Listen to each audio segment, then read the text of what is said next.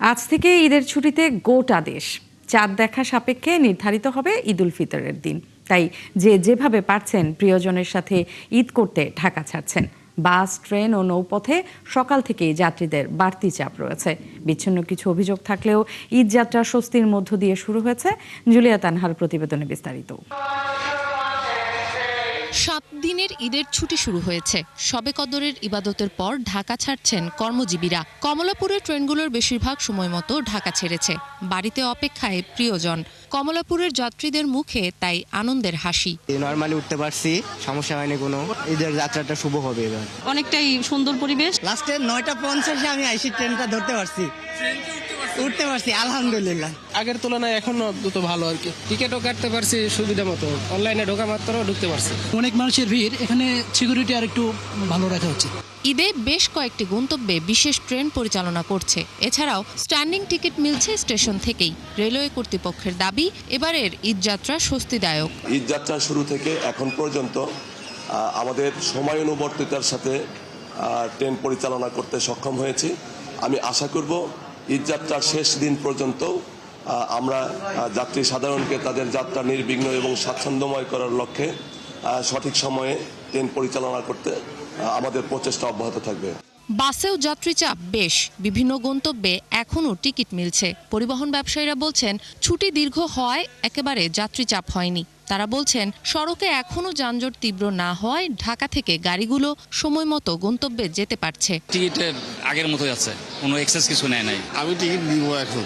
আগে চাই 390 টাকা গেছিল রাজবাড়িতে, এখন 600 টাকা করছে। সারা বাংলাদেশে সকল ইউনিটকে বলে দিয়েছি, শুধু ট্রাফিক নয়, এই ঈদযাত্রা সুষ্ঠু সুন্দর করার জন্য সকল ইউনিটের অফিসাররা এবং ফোর্স এখানে ডিপ্লয় থাকবে। থ্রেট নাই, তারপরেও আমি জনগণকে মেসেজ দিতে চাই, বাংলাদেশ পুলিশ তৎপর। কোনো অনাকাঙ্ক্ষিত ঘটনা, কোনো অন্যায়, কোনো কিছুর সাথে কম্প্রোমাইজ নাই। দক্ষিণের 24 জেলার মানুষ লঞ্চে রাজধানীতে আসা যাওয়া করেন। পদ্মা সেতু চালু হবার পর যাত্রী চাপ কিছুটা কমেছে। তবে ঈদে থাকে বাড়তি চাপ। ঈদের ছুটি শুরুর প্রথম দিনের সদরঘাটে যাত্রী চাপ খুব একটা দেখা যায়নি। ব্যবসায়ীদের তথ্য বলছে, 19 ও 20 মার্চ সদরঘাটে যাত্রী চাপ বাড়তে পারে। পরিবারের সাথে ঈদ কাটানোর জন্য দেশে যাইতে আছি। জীবিকার তাগিদে কাজের প্রয়োজনে আমরা দূরে থাকি, তো বাবা মার সাথে ঈদ করার যে একটা আনন্দ, বাবা মা অনেক খুশি হয়, আমাদেরও অনেক ভালো লাগা। ঈদের বাড়ি গেলে ভালো লাগে, আর ওখানে দাদা দাদি নানা নানি সবাই আছে। ছুটি দীর্ঘ, পথের ভোগান্তি হতে পারে সে বিবেচনায় অনেকেই পরিবারকে আগেই গ্রামে পাঠিয়েছেন। তবে আগামী 3 দিন যাত্রী বাড়বে বলে ধারণা করা হচ্ছে। জুলিয়া তানহা, 71, ঢাকা। দর্শক, ঈদ যাত্রার খবর নিয়ে আমাদের সহকর্মীরা অপেক্ষা করছে। আমাদের সহকর্মী কমলাপুর রেল স্টেশনে রয়েছে মেহেদি হাসান এবং একই সাথে মাইনুল রয়েছেন নৌপথের খবর নিয়ে সদরঘাটে, এবং সড়ক পথের খবর জানাবেন শাহরিয়ার ইমতিয়াজ। শুরুতেই যেতে চাই মেহেদি হাসানের কাছে। মেহেদি, একটু জানতে চাই ট্রেন যাত্রার কি খবরাখবর, সেখানে কি আনন্দ ছবি দেখছেন নাকি কোনো ভোগান্তির খবরাখবর আছে? সব মিলিয়ে যাত্রীদের চাপ কেমন দেখছেন? ন্যান্সি, আমি ভোর থেকে কমলাপুর রেল স্টেশনে আছি। এখন পর্যন্ত যাত্রীদের তেমন কোনো দুর্ভোগ আমি দেখতে পাইনি, এবং আপনাকে বলে রাখি যে এখানে আমি প্রায় প্রত্যেকটা যাত্রীর সাথেই কথা বলেছি।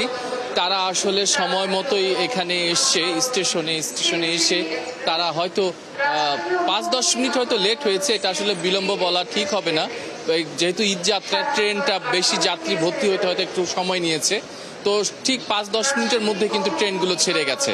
তো আপনাকে বলে রাখি যে রেল কর্তৃপক্ষ কিন্তু যেটা জানিয়েছে যে তারা এই ঈদকে সামনে রেখে 5টি বিশেষ ট্রেন তারা ঢাকার সাথে যুক্ত করেছে বাংলাদেশের বিভিন্ন জেলার, এবং প্রায় 46টির মতো কোচ বিভিন্ন আন্তনগর ট্রেনে যুক্ত করেছে, যেখানে আসলে প্রায় অতিরিক্ত যদি কেউ যাত্রী থাকে যারা আসলে ঈদ যাত্রায় ঢাকা ছেড়ে ঘরে ফিরবে, তাদের যাত্রা স্বস্তিদায়ক করতে এই বাড়তি সুব্যবস্থা করেছে রেল কর্তৃপক্ষ আশা করছে যে প্রায় 50,000-এরও বেশি যাত্রী এবার ঈদে ঢাকা ছাড়বে।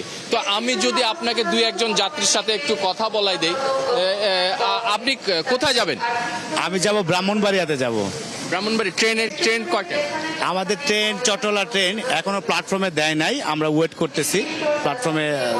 আপনি পরিবার পরিজন নিয়ে যাচ্ছেন? টিকিট পেয়েছেন? জি, আলহামদুলিল্লাহ টিকিট পেয়েছি। আচ্ছা, এই যে বাসা থেকে স্টেশনে ঢোকার পর এখন পর্যন্ত আপনাদের কি কোনো ভোগান্তি হয়েছে? না, এখন পর্যন্ত কোনো ভোগান্তি হয় নাই, কিন্তু আমার কাছে মনে হচ্ছে ট্রেন আসতে একটু লেট করবে, ট্রেন শিডিউলে একটু সমস্যা মনে হচ্ছে আর কি। আচ্ছা, আপনি কোথায় জানতে পারলেন যে এটা লেট হবে এবং কত মিনিট লেট হবে, কিছু বলেছে? না, তা এখনো কিছু বলে নাই, তবে দেখা গেল আর কি যে আমি ইয়েতে যা দেখলাম আর কি তাতে মনে হলো আর কি। ন্যান্সি, এই রেল কর্তৃপক্ষ কিন্তু একটা বিষয় বলেছে যে যেহেতু এখন ঈদের যাত্রা, প্রতিটা ট্রেনে কিন্তু অনেক যাত্রী, প্রতিটা স্টেশনে কিন্তু তারা নির্দিষ্ট সময়ের চেয়ে 1-2 মিনিট বেশি থামতে হচ্ছে। এই ঢাকা থেকে যেমন যদি রাজশাহী অথবা ব্রাহ্মণবাড়িয়া যায়, সেখানে যেমন প্রতিটা মাঝে যে স্টেশনগুলো পড়ে সেখানে 1-2 মিনিট বেশি থামতে হচ্ছে। হয়তো এই কারণে হয়তো এই যে কিছু ট্রেন 10 থেকে 20 মিনিট, আধা ঘন্টা পর্যন্ত হয়তো লেট হতে পারে, রেল কর্তৃপক্ষ কিন্তু জানিয়েছে। আপনাকে আরেকটা কথা জানিয়ে রাখি যে এবারই প্রথম কিন্তু কমলাপুর রেল স্টেশনে নির্বাহী ম্যাজিস্ট্রেট দ্বারা অভিযান চালানো হচ্ছে। অভিযান চালানো হচ্ছে টিকিট সিন্ডিকেটের বিরুদ্ধে। যেসব যারা আসলে টিকিট কালো বাজারিতে বিক্রি করে অথবা টিকিট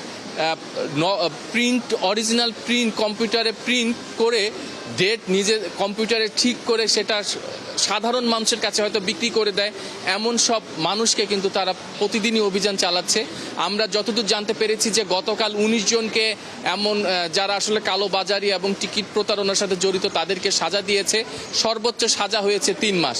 আজকেও কিন্তু এখন পর্যন্ত সেই অভিযান চলমান রয়েছে এবং আমরা হয়তো বিকেল 4টার পর জানতে পারবো যে আজকে এই নির্বাহী ম্যাজিস্ট্রেট কালোবাজারি বা টিকিট প্রতারণায় কতজনকে গ্রেপ্তার করেছে। তবে রেল কর্তৃপক্ষ বলছে তারা খুবই সচেতন আছে, খুবই সতর্ক অবস্থায় আছে। এবার কিন্তু তারা দাবি করছে বা আশা করছে যে টিকিট কালোবাজারি বা প্রতারণার হার অনেক কম হবে। ন্যান্সি। মেহেদী, আপনাকে ধন্যবাদ। দর্শক, মেহেদী হাসান আমাদেরকে জানাচ্ছিলেন কমলাপুর রেল স্টেশন থেকে ট্রেন যাত্রার যে আনন্দ ছবি এবং ট্রেন যাত্রায় কোনো ধরনের সেরকম কোনো ভোগান্তি নেই সেই খবরাখবরও জানাচ্ছিল। আমরা যেতে চাই সদরঘাটে আছেন আমাদের সহকর্মী মাইনুল মারুফ, সরাসরি যুক্ত হচ্ছেন আমাদের সাথে। মাইনুল, একটু জানতে চাই দক্ষিণাঞ্চলের যে মানুষ তাদের যে ঘরে ফেরার আনন্দ, ঘরে ফেরার গল্প আপনার কাছে একটু জানতে চাই। কোনো ভোগান্তির আছে কিনা সব মিলিয়ে কি জানাতে পারেন? যদি সড়ক পথকে অনেক ক্ষেত্রে অনেকে পছন্দ করে না, তারা কিন্তু নৌপথে রওনা হন এবং আমরা সকাল থেকে কিন্তু দেখেছিলাম যে এই যে সদরঘাটের যে অবস্থা, এখানে কিন্তু মানুষের তেমন একটা ভিড় ছিল না। তবে বেলা গড়ানোর সাথে সাথে কিন্তু এখানে মানুষের ভিড় বেড়েছে, মানুষ কিন্তু আসছেন নিজ নিজ গন্তব্যের উদ্দেশ্যে। যে সকল লঞ্চ রয়েছে সে সকল লঞ্চে উঠছেন এবং নিজ নিজ গন্তব্যের উদ্দেশ্যে কিন্তু সে সকল লঞ্চ ছেড়ে যাচ্ছে। এখন পর্যন্ত সকাল থেকে প্রায় 35টি লঞ্চ ছেড়ে গেছে দক্ষিণাঞ্চলের এবং আরও মানে অসংখ্য লঞ্চই কিন্তু এখনও অপেক্ষায় আছে। যে সকল লঞ্চগুলো বরিশাল থেকে বা দক্ষিণাঞ্চলের বিভিন্ন জায়গা থেকে ফিরছে সেইগুলো কিন্তু এই যে এখানে কিন্তু জড়ো হচ্ছে এবং আমরা তাদের সাথে কথা বলেছিলাম, তারা যেমনটা জানিয়েছে যে তারা কখন ছেড়ে যাবে এটি নির্ভর করছে অনেকটা যাত্রীদের উপর। যাত্রীর চাপে অনুযায়ী কিন্তু তারা লঞ্চ ছাড়বে, অর্থাৎ যাত্রী যদি পরিপূর্ণ হয়ে যায় লঞ্চে তখন কিন্তু লঞ্চগুলো ছেড়ে যাবে। আমরা যাত্রীদের সাথে কথা বলেছিলাম, যাত্রীরা আমাদেরকে যেমনটা বলেছে যে এই যে এবারের ঈদ যাত্রা তারা অনেকটাই স্বস্তিতে এবার বাড়ি ফিরতে পারছেন। তারা আগেভাগেই ঘাটে উপস্থিত হয়েছেন এবং ভিড় কম থাকায় তাদের কিন্তু সকাল থেকে কোনো সমস্যা হয়নি। তবে কেউ কেউ অভিযোগ করেছেন যে স্টাফ কেবিন যেগুলো রয়েছে লঞ্চের সেগুলোতে একটু অতিরিক্ত ভাড়া নেওয়া হচ্ছে। তবে অন্যান্য যে সকল যাত্রীরা রয়েছেন তারা কিন্তু বলেছেন যে তারা নির্দিষ্ট ভাড়াতেই যাচ্ছেন, এখন পর্যন্ত ভোগান্তি নেই এবং প্রত্যাশা করছেন যে বাড়িতেও ফিরবেন। এবং আমরা যখন তাদেরকে জিজ্ঞেস করেছিলাম এই যে কষ্ট করে ঈদে কেন বাড়ি ফেরা, সেই সব সময় যেমনটাই আমরা দেখি যে পরিবারের সাথে একটি ঈদ কাটানো, নিজেদের একটি সুন্দর সময় কাটানো, সেই সুযোগটা কিন্তু এই রাজধানীতে হয় না বা ঈদ পাথরের নগরীতে হয় না, এমনটি কিন্তু তারা বলেছেন। এবং তারা বলছেন যে এই যে ঈদকে উপলক্ষ করে তারা সেই সুযোগটা নিয়েছেন, তারা ছুটি পেয়েছেন প্রায় 7 দিনের বেশি এবং আজ থেকে যেহেতু সরকারি ছুটি অনেকটাই সবাই পেয়ে গিয়েছেন, তারা কিন্তু একে একে কিন্তু রওনা হয়েছেন নিজ নিজ গন্তব্যে। এবং এখন পর্যন্ত যেমনটি বলছিলাম যে প্রায় 35 লঞ্চ ছেড়ে গেছে আজকে এবং আরও কিন্তু 50-এরও বেশি লঞ্চ কিন্তু ঘাটে কিন্তু অপেক্ষায় রয়েছে এবং এক এক করে যাত্রী বোঝাই হলে কিন্তু সেই লঞ্চগুলো ছেড়ে যাচ্ছে। আমরা শিশুদের দেখেছি, উচ্ছ্বসিত শিশুরা কিন্তু লঞ্চে এসেছেন এবং তারা কিন্তু এই যে গ্রামের বাড়িতে যাচ্ছে এই খবরেই কিন্তু তারা বা এই যে লঞ্চে পা রেখে কিন্তু তারা বেজায় খুশি। তারা আমাদের সাথেও কথা বলেছে, তারা বলছিল যে তার গ্রামে গেলে তারা নানা নানু দাদা দাদি সবার সাথে দেখা হয় তাদের কাজিনদের সাথে দেখা হয় এবং সবাই মিলে এই যে ঈদ উপলক্ষে যে একত্রিত হওয়া আর একসাথে যে ঈদ উদযাপন করা, এই যে এই আনন্দটাকে একসাথে উদযাপন করার জন্য বাড়ি ফেরা, এত কষ্ট করে এই যে টাকা খরচ করে, তারপর সবার একটু প্রত্যাশা সবাই মিলে একসাথে একটু সুন্দর সময় কাটাবে। ন্যান্সি। মাইনুল, আপনাকে অনেক ধন্যবাদ। দর্শক, মাইনুল আমাদেরকে নৌপথের খবরাখবর জানাচ্ছিল। যেতে চাই সড়ক পথের খবর নিতে শাহরিয়ার ইমতিয়াজের কাছে। ইমতিয়াজ, একটু জানতে চাই যে সড়ক পথে ঈদযাত্রার যে পরিস্থিতি, সেটা আপনি সকাল থেকে কেমন দেখছেন? বরাবর শোনা যায় বাড়তি ভাড়ার একটা অভিযোগ থাকে সড়ক পথে, সেই অভিযোগ এবার কেমন? ধন্যবাদ ন্যান্সি। আমরা সকাল থেকে বিভিন্ন বাস টার্মিনালগুলোতে ঘুরে দেখছি এবং সেখানে কিন্তু বরাবরের মতোই যে বেশ কিছু অভিযোগ প্রতিবারই আমরা আসলে দেখি যে টিকিটের সংকট এবং বাড়তি ভাড়া সহ নানা ধরনের অভিযোগ। সেই অভিযোগগুলো কিন্তু আমরা সকাল থেকে বিভিন্ন বাস টার্মিনালগুলোতে ঘুরে কিন্তু এবারও কিন্তু দেখেছি এবং যাত্রীরা যেমনটা বলছে যে অনেকে এসে আসলে ফিরেও যাচ্ছে, তারা টিকিট পাচ্ছে না, এবং অনেকে বলছে যে তাদের যে কাঙ্ক্ষিত ভাড়া আছে সেই ভাড়া অনেকাংশে 200 থেকে 300 টাকা বা 400 টাকা পর্যন্ত বাড়তি রাখা হচ্ছে। তবে এখানকার বাস কর্তৃপক্ষের সঙ্গে আমরা কথা বলেছি, তারা কিন্তু এই অভিযোগগুলো অনেকে অস্বীকারও করেছে। তবে আমি একটু সরাসরি একজন যাত্রীর সঙ্গে কথা বলতে চাই। আপনি কি টিকিট কেটেছেন? জি, আমি আজকে এসেছি এবং এসে টিকিট পেয়েছি। টিকিটের ভাড়া কি আপনার কাছে কেমন রেখেছে? টিকিট আমি আসলে যাবো কামারখালীতে, বাট আমি সাতক্ষীরার গাড়ির টিকিট পেয়েছি, ওরা 950 টাকা করে নিয়েছে আমার থেকে। এমনি স্বাভাবিক দিনে কত টাকা রাখে আপনার? স্বাভাবিক দিনে আসলে আমি সাতক্ষীরার গাড়িতে তো যাই না, আমি মাগুরার যে গাড়িগুলো থাকে সেখানে 600 টাকা 650 টাকার মধ্যে যাই, কিন্তু আজকে আমাকে গাড়ি না পেয়ে সাতক্ষীরার গাড়িতে যেতে হচ্ছে, সেখানে 950 টাকা দিতে হয়েছে আমাকে। ন্যান্সি, যেমনটি শুনছিলেন যে বাড়তি ভাড়ার একটা অভিযোগ করছে, এবং সেক্ষেত্রে কিন্তু এখানকার যারা কর্তৃপক্ষ আছে তারা কিন্তু বলছে যে যদি বাড়তি ভাড়া রাখা হয় সেক্ষেত্রে কিন্তু এখানে বিআরটি কর্তৃপক্ষ আছে, সেখানে আইন শৃঙ্খলা বাহিনী আছে, তাদের কাছে কিন্তু অভিযোগ করার একটি জায়গা আছে। আমি একটু শুনতে চাই যে এখানে যাত্রীরা অনেক অভিযোগ করছে, তো আপনারা বিআরটির কর্তৃপক্ষ হিসেবে কোনো ধরনের ব্যবস্থা নিচ্ছেন কিনা? ধন্যবাদ আপনাকে। আসলে আমরা যাত্রী সাধারণের নিরবিচ্ছিন্ন যাতায়াত নিশ্চিত করার জন্য ইতিপূর্বে থেকেই ব্যবস্থা গ্রহণ করছি বিআরটি এর পক্ষ থেকে। যেমন প্রতিটা কাউন্টারে আমরা সরকার নির্ধারিত ভাড়ার তালিকা প্রদর্শন করে দিয়েছি আজ ইতিপূর্বে থেকেই, এবং আমরা এখানে ব্যানার আকারে এবং আপনারা দেখছেন যে লিফলেট আকারে এবং পোস্টার আকারে আমরা ভাড়ার তালিকা বিভিন্ন স্থানে প্রদর্শন করেছি। এরপরেও যদি কোনো গ্রাহক বা কোনো সেবাগ্রহীতা বা কোনো যাত্রী যদি আমাদের কাছে আসে যে বলে যে যদি ভাড়া বেশি নেওয়া হচ্ছে, তাহলে আমরা আমাদের বিজ্ঞ নির্বাহী ম্যাজিস্ট্রেট আছেন, আমরা নির্বাহী ম্যাজিস্ট্রেটের মাধ্যমে সেই কাউন্টারে যাচ্ছি এবং সেখানেই নিষ্পত্তি করা হচ্ছে। ন্যান্সি, যেমনটি শুনছিলেন আসলে যে যাত্রীরা যেমন এখানে অভিযোগ করছিল, এখানে বিআরটি কর্তৃপক্ষ আছে, এখানে আইন শৃঙ্খলা বাহিনী আছে, এবং আমরা দেখেছি যে 12টা নাগাদ কিন্তু পুলিশের মহাপরিদর্শক এখানে এসেছিলেন। তিনি যেমনটি বলছিলেন যে যাত্রীদের পক্ষ থেকে কোনো ধরনের অভিযোগ, টিকিটের দাম, টিকিট সংকট, যে কোনো ধরনের অভিযোগ হোক, এখানে আইন শৃঙ্খলা বাহিনী আছে, বিআরটি কর্তৃপক্ষ আছে, তারা কিন্তু তাৎক্ষণিকভাবে ব্যবস্থা নেবে, এবং এখানে যাত্রী সকলকেও তারা আসলে অনুরোধ করেছেন এই সকল যে অভিযোগগুলো আছে এই সকল অভিযোগকে আইন শৃঙ্খলা বাহিনীকে জানাতে। এই ছিল গাবতলী বাস স্ট্যান্ড থেকে আমার কাছে সর্বশেষ। ন্যান্সি। ইমতিয়াজ, আপনাকে ধন্যবাদ। দর্শক, ইমতিয়াজ আমাদেরকে সড়ক পথের খবরাখবর জানাচ্ছিলেন এবং অনেকটাই স্বস্তির খবর তিনি জানাচ্ছিলেন। যেমনটা জানাচ্ছিলাম, ঈদ উপলক্ষে ঢাকা ছাড়ছে ঘরমুখো মানুষ। আজ থেকে ছুটি শুরু হওয়ায় সেই চাপ আরও বেড়েছে। ঢাকা আরিচা মহাসড়কের ধামরাই অংশে গাড়ির চাপ বাড়লেও যানজট হয়নি। গার্মেন্টস শ্রমিক অধ্যুষিত গাজীপুর এলাকা থেকেও নিরাপদে বাড়ি ফিরছে মানুষ। ভোর থেকে ঘরমুখো মানুষের চাপ বেড়েছে দৌলদিয়া ফেরি ও লঞ্চ ঘাটে। এছাড়া আজ থেকে কাঞ্চন সেতু সংলগ্ন শিমুলিয়া ট্যুরিস্ট ঘাটে বিশেষ সার্ভিস শুরু হয়েছে। সহকর্মীদের তথ্য, ছবিতে বিস্তারিত। গাজীপুরের চন্দ্রা বাস টার্মিনালে যাত্রীদের উপচে পড়া ভিড় শুরু হয় সকাল থেকেই।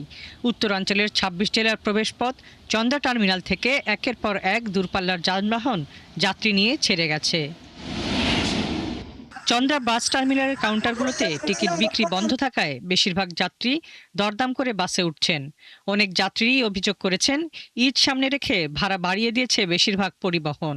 আমাদের তেল খুব কম পাচ্ছি, তেলের দাম ধরেন যে 20 টাকা বেশি দেয়া, তাও ধরেন যে তেল পাইতেছি না আমরা, কিন্তু যাত্রী কোনো ভাড়া বেশি দিতেছে না। অনেকক্ষণ ধরে দাঁড়ায় আছে, একটা করে গাড়ি লাগাচ্ছ ওই 1000 কম যাবে না। আমার পাবনার ভাড়া 300-400 টাকা করে। এখন এই বাসওয়ালারা চাচ্ছে যে তেলের প্রচার করছে, তেলের জন্য ভাড়া চাচ্ছে 600 টাকা করে। ভাড়া চাচ্ছে রাজশাহীর টাকাতে 1000 টাকা না, কোনো কাউন্টার খোলা নাই আর টিকিটও মিলছে না। 2 ঘন্টা মানুষ দাঁড়া দেখে গাড়ি পায় না। তেলের জন্য গাড়ি চলতে পারতেছে। রাস্তার ওপরে যাতে বাসগুলো যাত্রী ওঠানামা না করাতে পারে সেই দিকে নজরদারি বাড়িয়েছে পুলিশ। রাস্তাতে এলোমেলোভাবে গাড়ি সারিবদ্ধভাবে এলোমেলোভাবে রাখা, কেউ যাতে গাড়ি এলোমেলো না রাখে বরং সারিবদ্ধভাবে রাখে, এটা আমরা দেখব। একইভাবে কোনো গাড়ি যাতে রাস্তার উপরেই যাত্রী উঠানামা করাতে না পারে, এ ব্যাপারে আমাদের নজরদারি থাকবে। এদিকে ঢাকা আরিচা মহাসড়কের ধামরাই অংশের 15 কিলোমিটার পাড়ি দিয়ে ঘরে ফিরছে পশ্চিম ও উত্তর অঞ্চলের কয়েক জেলার মানুষ। ধামরাই কালামপুর সড়কটিতে বাড়তি গাড়ির চাপ লক্ষ্য করা গেছে, তবে কোনো যানজট হয়নি। 550 টিকিট, লাগছে 950। জ্যাম হয়ে গেছে, এখনো জ্যামের জন্য গাড়ি আসে নাই। মঙ্গলবার সাভারের নবীনগর, চন্দ্রা ও ঢাকা আরিচা মহাসড়কের প্রতিটি বাস স্ট্যান্ডে যাত্রীদের ভিড় দেখা গেছে। এ সময় গাড়ি পেতে দেরি এবং অতিরিক্ত ভাড়া নেওয়ার অভিযোগ করেন যাত্রীরা।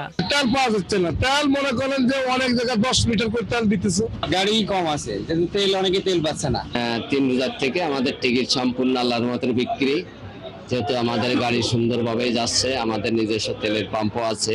ভাড়া বেশি হলেও আর কি করে, এখন ফ্যামিলি তো পাঠাইতে হবে, তো এই জন্যই পাঠাচ্ছি আর কি। আমাদের টিকিট এখনো কাটা হয় নাই, টিকিট আর একটু পরে কাটা হবে। মানে দেখতেছি অনেক দাম আর ভালো সিট পাওয়া যাচ্ছে না। এদিকে ভোর থেকে বাড়ি ফেরা মানুষের চাপ বেড়েছে রাজবাড়ীর দৌলতদিয়া ফেরি ও লঞ্চ ঘাটে। তবে যাত্রী ও যানবাহনের বাড়তি চাপ থাকলেও নেই কোনো ভোগান্তি।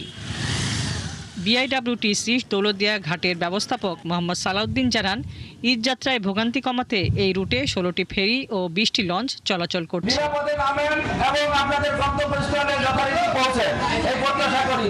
এছাড়া ঈদ যাত্রায় সদরঘাটে বাড়তি চাপ কমাতে ও যাত্রীদের ভোগান্তি লাঘবে নারায়ণগঞ্জের রূপগঞ্জে কাঞ্চন সেতু সংলগ্ন শিমুলিয়া ট্যুরিস্ট ঘাট থেকে বরিশাল ও চাঁদপুরগামী যাত্রীদের যাতায়াতের জন্য বিশেষ লঞ্চ সার্ভিসের উদ্বোধন করা হয়।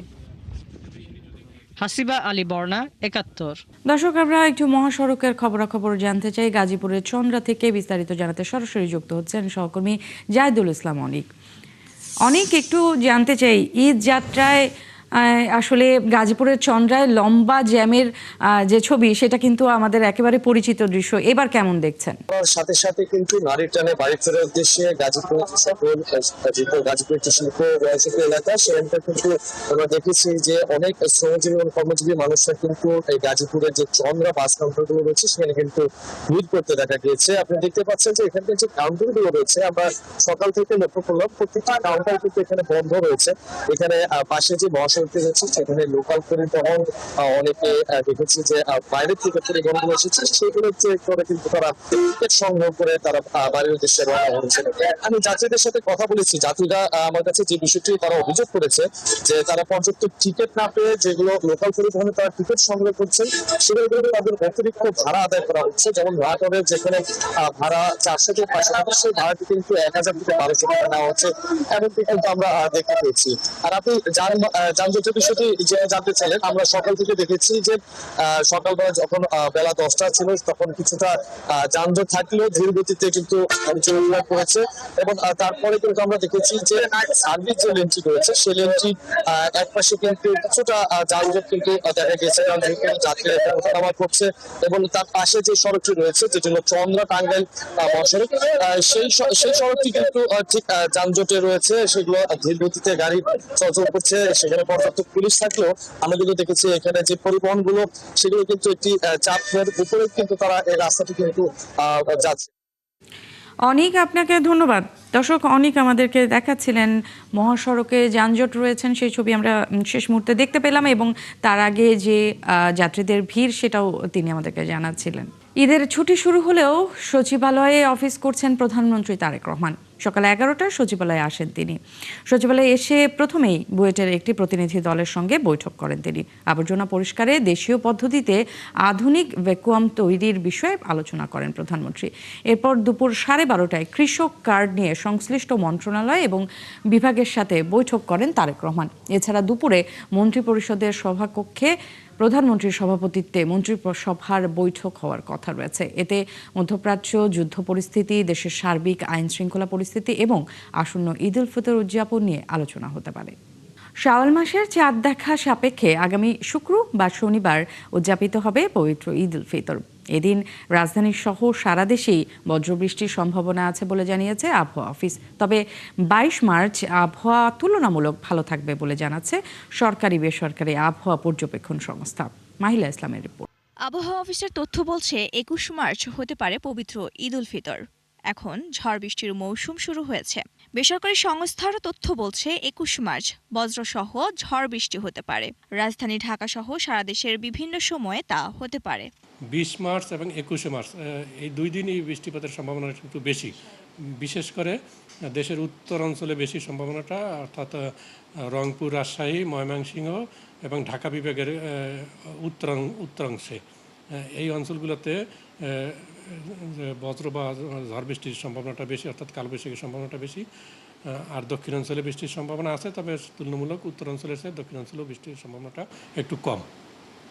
২০ মার্চের আবহাওয়ার পূর্বাভাসে বজ্রসহ ঝড় বৃষ্টির কথা বলা হচ্ছে, তবে একযোগে সারা দেশে হবে না, বিচ্ছিন্নভাবে বিভিন্ন এলাকায় হবে। তবে খুলনা, রাজশাহী ও সিলেট বিভাগে ঝড় বৃষ্টির সম্ভাবনা বেশি। কালবৈশাখীর বৃষ্টিটা কিন্তু সারাদিন ব্যাপী হয় না, এটা যখন দেখা যাবে যে একটা উত্তর এবং উত্তর পশ্চিম দিকের যে আকাশে ঘন কালো মেঘ যখন প্রথমে সৃষ্টি হবে, এটা পরবর্তীতে দক্ষিণ পূর্ব দিকে অগ্রসর হয় এবং এটা দেখা যায় যে যখন শুরু হয় সেখান থেকে মোটামুটি ১ ঘন্টা বা ১.৫ ঘন্টার মধ্যে এটা মোটামুটি ওভার করে যায়, এরপরে আবার আবহাওয়া ভালো হয়ে যায়। ফলে এটা সারাদিন ব্যাপীর সম্ভাবনা কম, অল্প সময়ের জন্য হয়। তবে সেই সময়টা দেখা যাচ্ছে যে আমাদের এখন যে প্রেডিকশন, তাতে দুপুর এবং বিকেলের দিকে সম্ভাবনাটা বেশি। ২২ মার্চও ঝড় বৃষ্টি হতে পারে। বজ্রপাতের সময় সড়কে ফাঁকা মাঠে না থেকে নিরাপদ আশ্রয়ে থাকার পরামর্শ দিচ্ছে আবহাওয়া অফিস। এ সময় রাত দিনের তাপমাত্রা কমতে পারে। স্বাস্থ্যগতভাবে সচেতন থাকারও পরামর্শ আবহাওয়াবিদের। ২২ মার্চ তারিখে আবার বৃষ্টিপাতের পরিমাণটা কমে আসবে, তবে যেহেতু কালবৈশাখীর মৌসুম, ফলে বৃষ্টিপাতের এরপরও থাকবে, মাস জুড়েই থাকবে। মাহিলা ইসলাম, ৭১, ঢাকা। দেশের ঘাড়ে আধিপত্যবাদ চাপিয়ে দেওয়া হলে তা জামাত মানবে না বলে হুঁশিয়ারি দিয়েছেন দলটির আমির ও বিরোধী দলীয় নেতা ডক্টর শফিকুর রহমান। সকালে মিরপুরে দুস্থদের মাঝে ঈদ উপহার বিতরণের সময় তিনি কথা বলেন। তিস্তা প্রকল্প বাস্তবায়নে যে কোনো কিছু করতে জামাত ইসলামী প্রস্তুত রয়েছে বলেও জানান তিনি। বলেন, বিরোধী দল জনগণের কল্যাণে কাজ করতে পারে, সেই উদাহরণ তৈরি করবে জামাত। এ সময় দলটির আমির বলেন, অতীতের চেয়েও আরও বেশি সহায়তা ও সহযোগিতা নিয়ে বাংলাদেশের পাশে থাকবে চীন। বিগত দিনে বাংলাদেশের জনগণের জন্য চীনের পাঠানো নানা উপহার ছিনিয়ে নেওয়া হয়েছিল বলেও অভিযোগ করেন তিনি।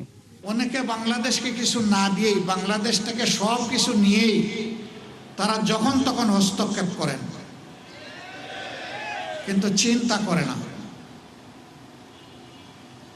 চীন অবিরত বন্ধুর পরিচয় দিয়েই চলেছে।